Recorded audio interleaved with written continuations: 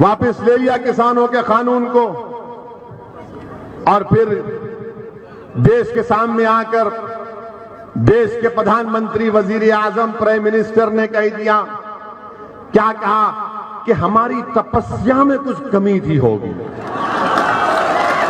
सुना था ना आपने, क्या कहा देश के प्रधानमंत्री, हमारी तपस्या में कोई कमी थी होगी। हाय मोदी जी, क्या एक्टिंग करते हैं आप। हाय हाय, गनीमत है फिल्म इंडस्ट्री में नहीं गए, वरना पूरे बेस्ट एक्टर के अवार्ड वही जीत जाते।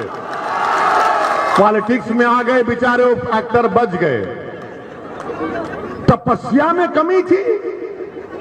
750 किसान मर गए, अपनी जान दे दिए।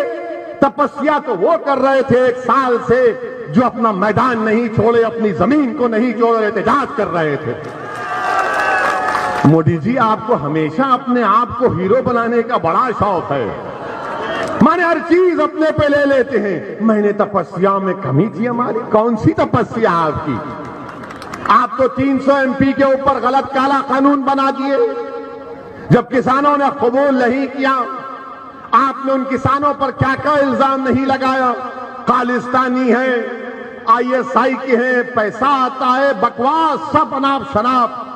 और उसके बाद देख लिया कि मेरी इमेज में कमी आ रही है, मेरे खिलाफ ये मोदी ने महसूस कर लिया कि मुझे किसानों का दुश्मन करार दे रहे हैं, तो मोदी ने 24 की तैयारी के लिए कानून को वापस ले लिया। 2024 के चुनाव के लिए आज मोदी ने उस कानून को वापस ले लिया, और ये इनकी तैयारी है। और बोल रहे कि मेरी तपस्या में कमी। क्या तपस्या किया? 700 किसान मर गए, और फिर कोई इनका बीजेपी का कोई मंत्री कहता है कि कानून है, जुड़ते हैं, बनते हैं, फिर बनाएंगे किसानों के साथ हम पूरे रोड पर निकल कर आकर ठहरेंगे इंशाअल्लाह ताला।